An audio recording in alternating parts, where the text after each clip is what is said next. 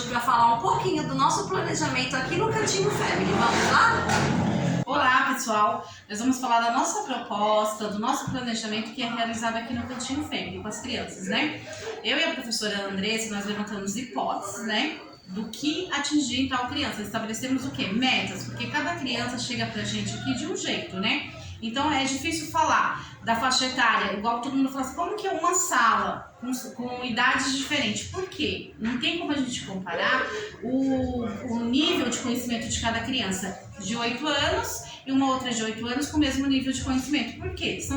São contextos culturais diferentes. Às vezes alguma apresenta uma especificidade diferente da outra. Então a gente trabalha de acordo com cada criança, de cada dificuldade que ela apresenta.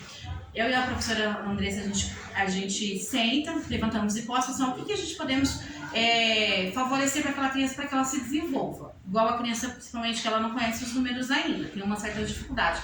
A professora Andressa, ela propõe, igual esse jogo mesmo, ela confeccionou. Fala um pouquinho da sua intencionalidade nesse jogo pra gente.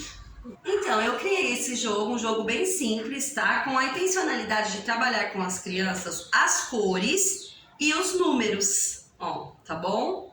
E essa proposta foi algo que deu muito certo na minha aula, né? Eu tinha uma criança com uma dificuldade de reconhecer os números e através desse jogo facilitou muito. Então a gente cria uma proposta, eu apresento para ela e nós discutimos o que pode dar certo, né? Se caso assim não tivesse dado certo, a gente vai criando outras possibilidades para o quê? Para atender aquela criança. Então geralmente a gente se reúne uma vez por semana e eu trago para ela uma dificuldade que eu tenho, ela dentro da experiência dela, a gente aborda, né, determinadas hipóteses do que deve ser feito, né, na verdade.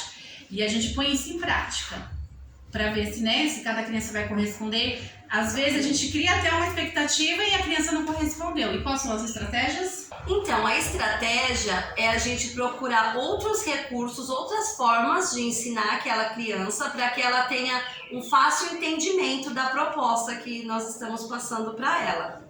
Pensando na criança, nem todas elas aprendem no abstrato. A maioria no concreto, porque nós temos crianças aqui bastante, até com uma dificuldade de aprendizagem muito grande. Então a gente tem que buscar recursos e propostas, né? E não é fácil, é um desafio mesmo. A gente cria um determinado jogo, vai funcionar? Nem sempre funciona, né? Mas a gente sempre tem que se aprofundar, estudar também, né? Buscar fontes seguras, como Piaget, Vygotsky, outros autores também que possam nos auxiliar nesse trabalho. Sim, nós estamos sempre em constante formação, né? Buscando, vendo o que é melhor para a necessidade de cada criança.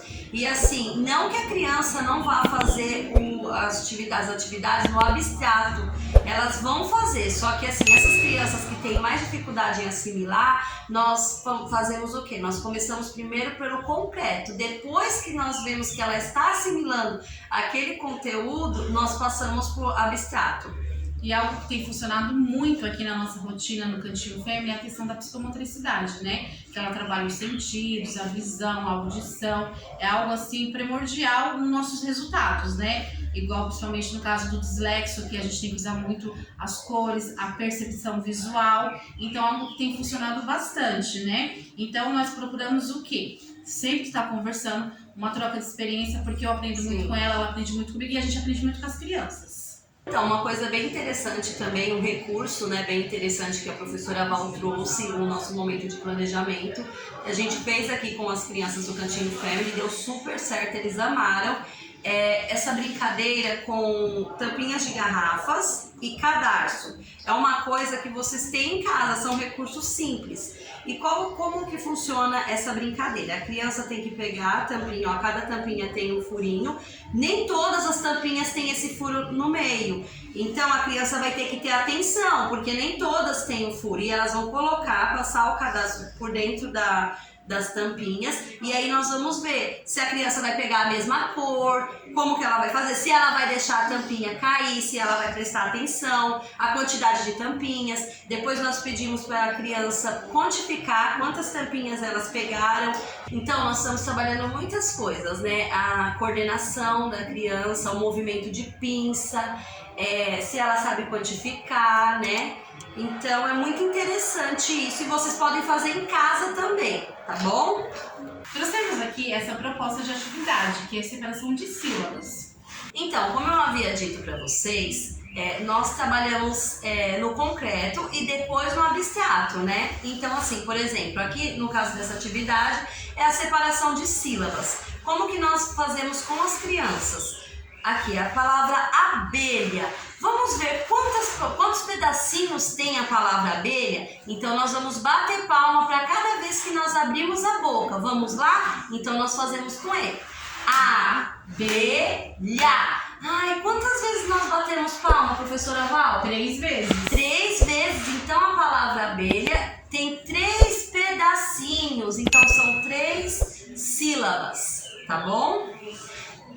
E com isso, a criança ela vai construir o quê? Hipótese da escrita. Às vezes ela nem consiga escrever abelha, porque nós temos aí no meio dessa palavra uma sílaba complexa, né? E às vezes a criança ainda está em processo de alfabetização, mas ela ouvindo o som abelha, eu já sei que eu tenho 3 pedacinhos, porque eu tenho 3 recortes da palavra. Essa proposta aqui mesmo, esquilo, a palavra esquilo é pouco usada pelas crianças, né? Ainda mais aquela que está no processo de alfabetização, conhecendo o som de cada letra, né? Porque esquilo, temos o S, o S.